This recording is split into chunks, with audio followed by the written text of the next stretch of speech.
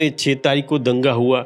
इसके बाद में फिर 6 से 12 के बीच में जिंदा जलाया हुआ, काटा हुआ, मारा हुआ व्यक्ति मेरे को दिखा करके, हिंदू हो या मुसलमान हो, हिंदू को हिंदू साइड में डाल दिया, मुसलमान को वहाँ मस्जिद में ऐसे करके ये हो गया करके। आपको कैसे पता चला था कि दंगों में इनके ऊपर भी हमला हुआ है और कितनी चोटें आई? आपको पहले क्या बताया गया था? दिन में मतलब चोट लगी उस टाइम तो हमारे क्वार्टर घर के सामने से वो निकले हैं, लेकिन हमको मतलब बाद में रात में 3 बजे लेने आए गाड़ी, तब पता चला कि इनको चोट लगी है।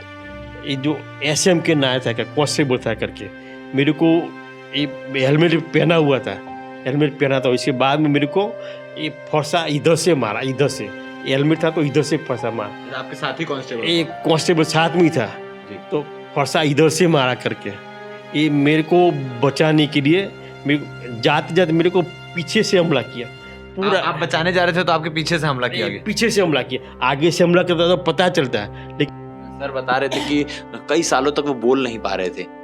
तो शुरू में जब हम मिलने गए 7 दिन तो कोमा में चले गए, 8वें दिन में होश में आए, लेकिन डॉक्टर बोले कि इनकी आवाज़ चली गई है, नस कटी है तो आवाज़ चली गई है, तो बोल नहीं पाएंगे, लेकिन टाइम लगेगा, हो सकता है बोले भी और न भी बोले। ये राम राखे तेने कौन चाखे, ये कोई ये राम राखे तो ऊपर वाला भी नहीं सोचता कि क्या करें, ये पूरा ये नीचे दे दिया, मैं नीचे आ गया कर, मतलब जिंदा हो गया कटी। राम जी की देन है जो आप आज की देन से ये ऊपर जाने वाला था ईश्वर के पास में, मैं नीचे आ गया। वो दिन जो भारत के इतिहास के पन्नों में स्वर्णिम अक्षरों से लिखा जाएगा। बड़े लंबे समय के बाद राम मंदिर की प्राण प्रतिष्ठा होने जा रही है 22 जनवरी को।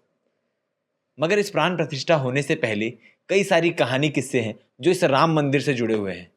चाहे वो कानूनी लड़ाई हो, चाहे वो दंगा फसाद हो, चाहे वो राम मंदिर को बनाने के लिए संघर्ष हो। 6 दिसंबर 1992 जिस दिन अयोध्या में बाबरी मस्जिद को ढहाया गया था, उसके बाद पूरे देश भर में दंगे शुरू हो जाते हैं और दंगों में कई लोगों को चोटें आती हैं, कई शहीद भी होते हैं और कई सारी घटनाएं होती हैं। उसी दंगों के बीच एक सिपाही जो है, एक सिपाही को चोट लगती है और चोट भी इतनी गंभीर कि उसके सर पर हमला किया जाता है और हमला करने के बाद सर की 12 नसें कट जाती है। बात करें तो डॉक्टरों द्वारा 80% जो है वो क्षति की बात कही जाती है और ऐसी स्थिति में रिकवरी होना काफ़ी मुश्किल माना जाता है। मगर वो सिपाही रिकवर होता है और वापस अपने पैरों पर खड़ा होता है, चाहे वो 5 साल बेड में रहने के बाद हो या 10 साल बोल ना पाने की बात हो। हमारे साथ शख्स मौजूद हैं जो राम मंदिर में जिनका एक महत्वपूर्ण योगदान रहा है, क्योंकि जब दंगा फसाद चल रहा था पूरे देश में तो भोपाल में इनकी पोस्टिंग थी और उस वक्त भोपाल में जो मंजर था, जो दंगा फसाद था, उस बीच में अपने एक साथी की जान बचाने का प्रयास करते हुए इनको भी गंभीर चोट लगी थी, इनके सर पर वार किया गया था और उसके बाद 2021 में इनका रिटायरमेंट होता है और आज हमारे साथ बैठे हैं वो पल को शेयर करने के लिए कि उस समय का मंजर क्या था जब ये सारे दंगे फसाद हो रहे थे और आज की खुशी क्या है जब राम मंदिर बन के तैयार है। राम मंदिर को लेके इनकी आस्था क्या जुड़ी हुई है। कुछ दिनों पहले उत्तर प्रदेश के मुख्यमंत्री को चिट्ठी लिखी जाती है राम मंदिर में के उद्घाटन में, प्राण प्रतिष्ठा में शामिल होने को लेकर, और वहाँ से जवाब भी आता है और इन्हें बुलाया जाता है कि आपका महत्वपूर्ण योगदान रहा है तो आप भी इसमें शामिल होइए। सारी बातें करेंगे कि किस प्रकार से मुख्यमंत्री को चिट्ठी लिखी गई, किस प्रकार से इनका योगदान रहा है राम मंदिर को लेकर। हमारे साथ सर मौजूद हैं। सर पहले आप अपना इंट्रोडक्शन दे दीजिए कि किस प्रकार से आपकी भोपाल में पोस्टिंग हुई थी और वहाँ क्या कुछ हुआ था। मैं जो सब इंस्पेक्टर स्टेनो था करके, तो BHEL भोपाल में पोस्टिंग हुआ था 25/11/92 को। इसको बरनपुर से, वेस्ट बंगाल से इधर में BHEL भोपाल में पोस्टिंग हुआ था करके। इसके बाद में 10 दिन के बाद में 6 दिसंबर 92 को अयोध्या बाबरी कांड की घटना हुई थी करके 92 में। इसके बाद में 25 तारीख से 5 तारीख तक तो मेरे को कमाल साहब BK पवार IPS था करके, बहुत खुशी है कि मेरे को ये जॉब पसंद आया करके। इसके बाद में मेरे को ये 6 तारीख को जो अयोध्या टूटा, अयोध्या जो ये 6 दिसंबर 4 साढ़े 4 बजे टूटा, तब मेरे को कमाल साहब बताया कि ये जहाँ भी जाएगा वहाँ ये जो सब इंस्पेक्टर और जो 5 जवान के साथ में ये हाजिर रहेगा। कमांडर साहब के साथ आप लोग भी रहेंगे? कमान के साथ में मैं भी था करके। इसके बाद में 6 तारीख को दंगा हुआ। इसके बाद में फिर 6 से 12 के बीच में जिंदा जलाया हुआ, काटा हुआ, मारा हुआ व्यक्ति मेरे को दिखा करके, हिंदू हो या मुसलमान हो, हिंदू को हिंदू साइड में डाल दिया, मुसलमान को वहाँ मस्जिद में ऐसे करके ये हो गया करके। इसके बाद में मेरे को बार 92 को 2:30 बजे झुग्गी झोपड़ी था करके।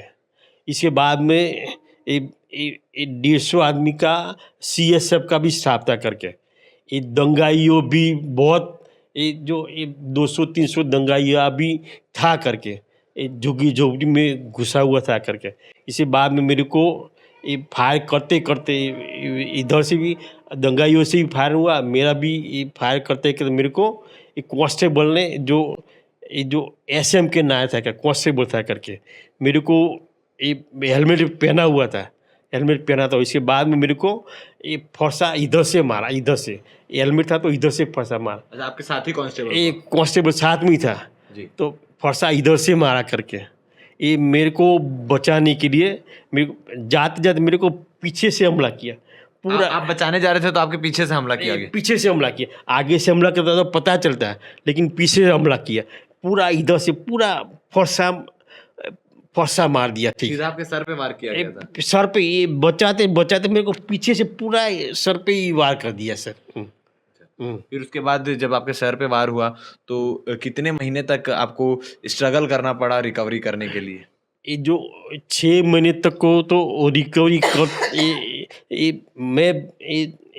ये बिल्कुल अपंग ही हो गया था, 100% अपंग ही था करके। इसके बाद में 6 महीना तो ये होने लगा कि जो ये क्या है क्या नहीं करके, ये पता ही नहीं क्या हुआ कि क्या नहीं हुआ करके। कोमा में भी थे आप? 7 दिन कॉम में भी था। इसके बाद में मेरे को फैमिली बोली कि थोड़ा ऐसे ऐसे करो करके, थोड़ा तो मेरे को तो पता है, लेकिन ये किया तो पता चला कि ऐसे ऐसे करने से होगा करके, ये हुआ करके। इसके बाद में 31 दिन हुआ। इसके बाद में मैं अपंग हो गया था। इसके बाद में पता चला कि मेरे को कुछ होना नहीं है करके, हाथ काम नहीं करेगा, हाथ बिल्कुल, हाथ पैर बुलका सुन हो गया था, करना भी था, ये बिल्कुल टाइट था करके, ऐसे टाइट था, धीरे धीरे करके थोड़ा खुला करे, बिल्कुल टाइट ही था करके हाथ और पैर। इसके बाद में शंकर नित्राय ऑपरेशन कराने गया, शंकर नित्राय मद्रास ऑपरेशन कराने के लिए गया। ये बोल दिया काटने से N/36, 6/6, N/36, इधर का ही नहीं दिखेगा तो इधर की तो बात ही कहाँ गई कि सही बात। क्योंकि आपके जब सर पे वार किया गया तो आपकी 12 नसें कटी थी बता रहे थे। ऐसे में इतनी गंभीर चोट लगने के बाद एक जीने की इच्छा होना, क्योंकि डॉक्टर के इलाज के साथ साथ खुद का मनोबल भी मजबूत होना चाहिए, ये बहुत ज़रूरी होता है। इसके बाद में 2 साल तक तो मैं कुछ नहीं बोला कि क्या करना है क्या नहीं करना। इसके बाद में मेरे को ही होगा कि मेरे को ही करना पड़ेगा करके, इसके बाद में मैं ही किया करके ये हाथ पैर कोशिश किया चलाने का, ये पैर भी चलाने का कोशिश किया। ये 2 जवान थे, फिर भी मैं बोला कि जो करना है करो, मैं कुछ नहीं बोलूँगा करके, लेकिन ये हाथ पैर बिल्कुल चलाया करके, एक करना भी हो गया, बिल्कुल चलाया करके, फिजियोथेरेपी किया करके, तब थोड़ा अभी ठीक हुआ करके, अभी और ठीक होगा करके, और ठीक होगा करके। राम मंदिर को लेकर सबकी आस्थाएं जुड़ी है, पूरे भारत में लोग उत्सव की तैयारी कर रहे हैं, मगर आप उसके शुरुआती दौर के मतलब गवाह रहे हैं, जो सारी चीज़ों को देखा है। आपकी आस्था किस प्रकार से जुड़ी हुई है राम मंदिर से? ये राम राखे तेने कौन चाखे, ये कोई राम राखे तो ऊपर वाला भी नहीं सोचता कि क्या करें, ये पूरा ये नीचे दे दिया, मैं नीचे आ गया कर, मतलब जिंदा हो गया क्या। ठीक, राम जी की देन है जो आप आज की देन से ये ऊपर जाने वाला था ईश्वर के पास में, मैं नीचे आ गया। जो ये जो जवान था, जो ये नायर था, वो ये था तो ये ऊपर पहुंच गया। ये थोड़ा ही लगा था, थोड़ा ही इधर लगा था कि इधर लगा था, मेरे को मालूम नहीं करके इधर लगा कि नहीं मेरे को मालूम नहीं, लेकिन ये ऊपर पहुंच गया करके।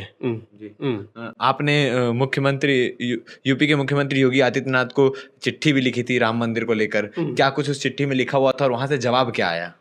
ये चिट्ठी में लिखा था कि पूरा डिटेल्स लिखा कि मेरे को 86 में ऐसा ऐसा ये पोस्टिंग अमदा से जो भी घटना आपके साथ हुई। ये लिखा था। इसके बाद में बोला कि मैं राम मंदिर में ये प्राण प्रतिष्ठा होगा तब मैं जरूर आऊँगा। ये 6-7 महीना पहले चिट्ठी लिखा था करके। इसके बाद में ये वहाँ से चिट्ठी आई, इस भाई ये भी हुआ कि आप आइए, मुख्यमंत्री ने आदेश दिया कि आप आइए, ये प्रतिष्ठा में पूरा आना है करके, ठीक है, ये फैमिली के साथ में आना है करके, ठीक है। तो अभी आप एक और चिट्ठी लिखने वाले हैं बता रहे थे, क्योंकि बहुत ज़्यादा भीड़ होगी तो शायद बाद में जाने की प्लानिंग चल रही है। तो दिनांक 22/1/2024 को ये प्रधानमंत्री ये बड़ा प्रधान श्री नरेंद्र भाई मोदी के ये प्राण प्रतिष्ठा करेगा कि बहुत भीड़ होगा, 1 करोड़ से ज़्यादा भीड़ होगा, इसीलिए मैं नहीं आ सकता हूँ करके। इसे बाद में 2-3-4 महीने के बाद में आ सकता हूँ करके, ऐसे मैंने लिखा है चिट्ठी, मतलब अभी ड्राफ्ट है, करने तैयार, लिख के भेजना है करके, ठीक है जी। हमारे साथ मैडम भी मौजूद हैं। मैम, क्योंकि आज से लगभग 30-32 साल पहले की ये घटना है जब ये सारी चीज़ें हुई, तब आप और आपके छोटे छोटे 2 बच्चे थे, तो किस प्रकार से अपनी पूरी फैमिली को संभालते हुए एक मनोबल के साथ आप आगे बढ़ी और आज यहाँ तक पहुँचे हैं? फैमिली को, बच्चों के लिए तो हमको जीना ही पड़ता है। छोटी 2 लड़की थी, एक 5 साल की, एक 1.25 साल की। अब घर परिवार वाले तो घर में थे, लेकिन हम लोग ट्रांसफ़र में यहाँ अकेले ही थे। अब बगल में जो एक बिहारी थे, उन्होंने हमको बहुत हेल्प की और उन्हीं का चलते मैं इतना आगे बढ़ी हूँ। उनका सपोर्ट बहुत हमको रहा है। कहीं भी हॉस्पिटल जाना हो, कुछ भी काम हो, तुरंत मतलब वो अंकल थे, वो पूरा वीपी सिंह करके नाम था, वो पूरा मतलब हमको सपोर्ट करते थे। और हमको हिम्मत देने वाले कमांडेंट साहब थे, पवार साहब, कुछ भी हो जाए बच्चों के लिए आपको जीना है करके। आपको थोड़ा इनका भी ध्यान रखना है और बच्चे छोटे हैं, बच्चे का भी ध्यान रखना है। पैसों का भी हेल्प चाहिए तो हमारा तो पोस्टिंग हुआ था, पगार तो आया नहीं, सामान भी नहीं आया, लेकिन कमांडेंट साहब इतना बोले कि कुछ भी ज़रूरत हो तो हमको सीएसएफ वाले को पहले आप हमको फ़ोन करके बताना। तो बस वही है। आपको कैसे पता चला था कि दंगों में इनके ऊपर भी हमला हुआ है और कितनी चोटें आई, आपको पहले क्या बताया गया था? दिन में मतलब चोट लगी उस टाइम तो हमारे क्वार्टर घर के सामने से वो निकले हैं, लेकिन हमको मतलब बाद में रात में 3 बजे लेने आए गाड़ी, तब पता चला कि इनको चोट लगी है। तब तक पता नहीं था, लेकिन न्यूज़ वाले ऐसे बता रहे थे कि 2 आदमी को, सीएसएफ वाले को, एक ऑफिसर एक कांस्टेबल है, इनको चोट लगी है, लेकिन किसको लगी है वो नाम मतलब ठीक से नहीं बता रहे थे करके। वो तो 3 बजे जब ऑपरेशन हो गया और हमको गाड़ी लेने आई तब हमको पता चला, कमांडेंट साहब खुद आए थे और तब पता चला कि इनको चोट लगी है।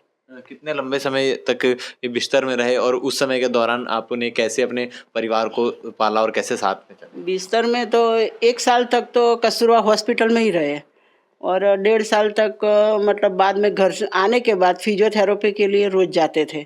2 कांस्टेबल दिया था साथ में, तो कांस्टेबल इनको ले जाते थे, मैं भी साथ में जाती थी।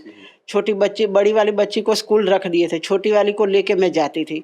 और मेरी मम्मी भी आई थी, वो भी साथ में 3 महीना मेरे पास रही है। उन्होंने भी हमारी सेवा की है, इनकी बहुत ध्यान रखा है, बच्चों का भी। सर बता रहे थे कि कई सालों तक वो बोल नहीं पा रहे थे। तो उनका शुरू में जब हम मिलने गए 7 दिन तो कोमा में चले गए, 8वें दिन में होश में आए, लेकिन डॉक्टर बोले कि इनकी आवाज़ चली गई है, नस कटी है तो आवाज़ चली गई है, तो बोल नहीं पाएंगे, लेकिन टाइम लगेगा, हो सकता है बोले भी और ना भी बोले, ऐसे हमको बताया।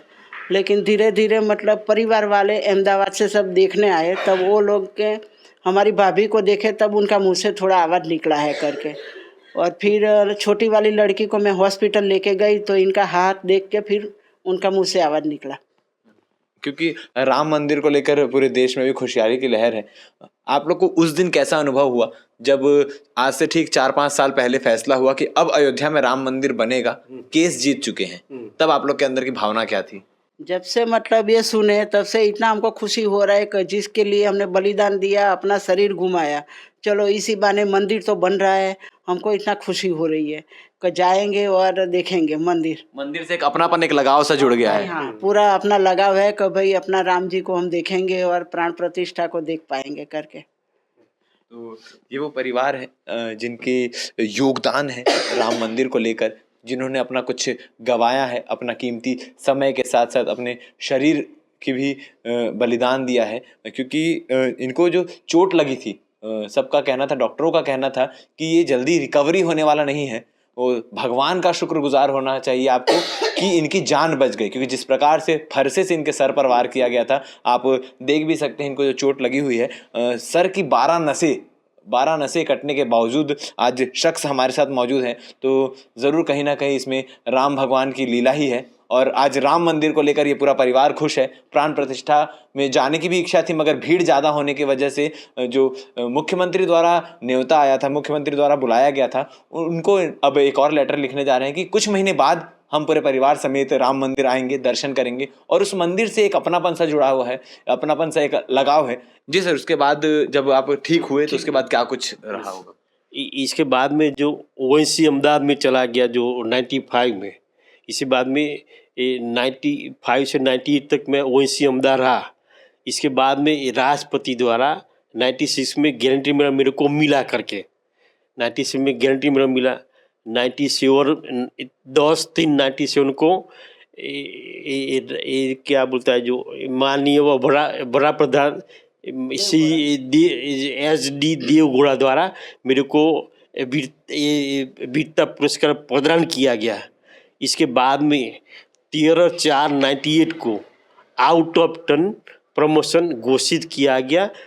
ओवैसी अहमदाबाद से RTC बड़ा पोस्टिंग किया गया करके सर। तो उसके बाद आपकी प्रमोशन हुई और सारी प्रमोशन हो गई, ये प्रमोशन भी हो गया। इसके बाद में फिर प्रमोशन सब यूनिट में भी चला है। इस बार में 31/3/2021 को BSc भिलाई में जाके रिटायरमेंट हुआ करके, CSF यूनिट में रिटायरमेंट हुआ करके सर। इनकी कहानी को लेकर आप क्या कहना चाहते हैं, आप कमेंट सेक्शन में हमें कमेंट करके बता सकते हैं। बाकी अपडेट के लिए बने रहिए हमारे साथ। धन्यवाद।